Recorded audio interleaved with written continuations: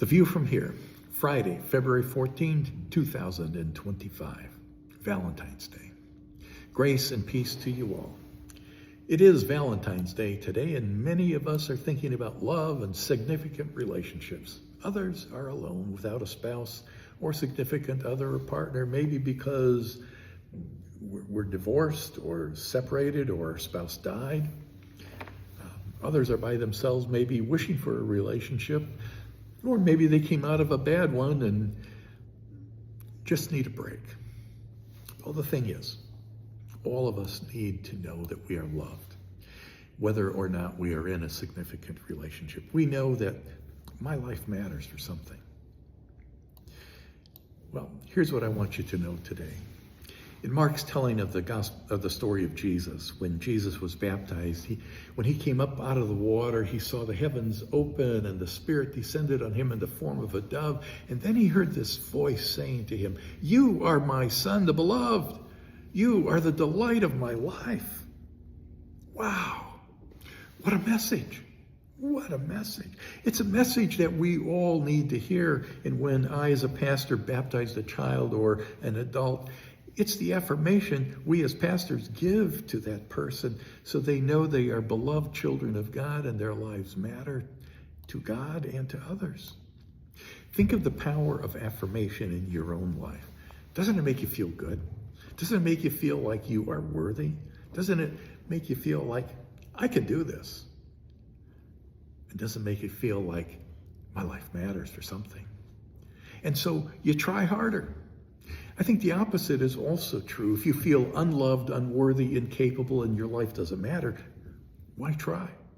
It isn't going to make any difference anyway. And so you tell yourself all these negative messages, and that's how it goes. One negative thing to another.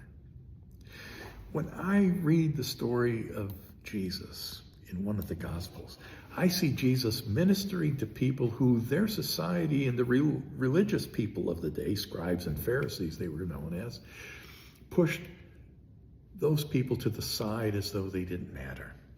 Jesus touched the untouchable leper. Jesus healed the blind beggar who everyone in the crowd wanted to shut up and go away so they could hear Jesus. But Jesus saw him. Jesus saw all of them. He didn't tell them they needed to believe in one creed or another, or they needed to say the sinner's prayer. He met them where they were. And he showed people that they were loved by God, that they were worthy of respect and had dignity as a real person. He helped them feel capable and that their lives really mattered. Friends, isn't what the gospel is about? It's good news. And we all need to hear it over and over and over again. Because if you're anything like me and you mess up, say the wrong thing, or something comes out wrong, you beat yourself up and say, man, I'm an idiot. We get those negative messages that we keep repeating to ourselves. We need to know that we are loved, that we are worthy, capable, and our lives matter. The other day, I was at a grocery store, and I said to the cashier, I said her name, because you're loved by God, you are worthy, you are capable, and your life matters. She almost cried and said, "Oh, thank you. I really needed to hear that today."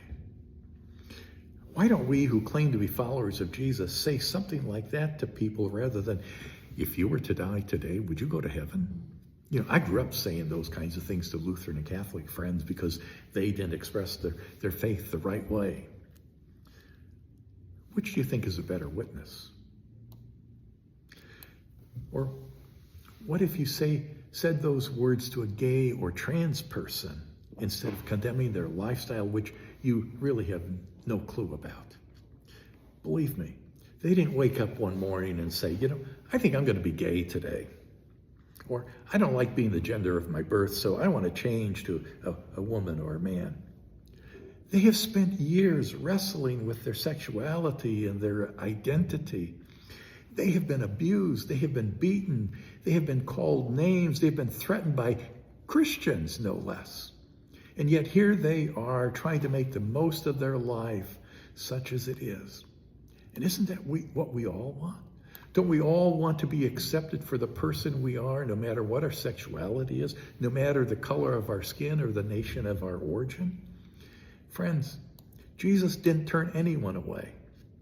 He ate with the rough and tumble crowd. The religious people were all up in knots about that. Well, today's Valentine's Day. Don't we all need a little love and grace? Remember, because you are loved by God, you are worthy, you are capable, and your life matters. Let someone you meet today know that they are loved. Thanks be to God. That's The View from here on Friday, February 14th, 2025. Have a great day.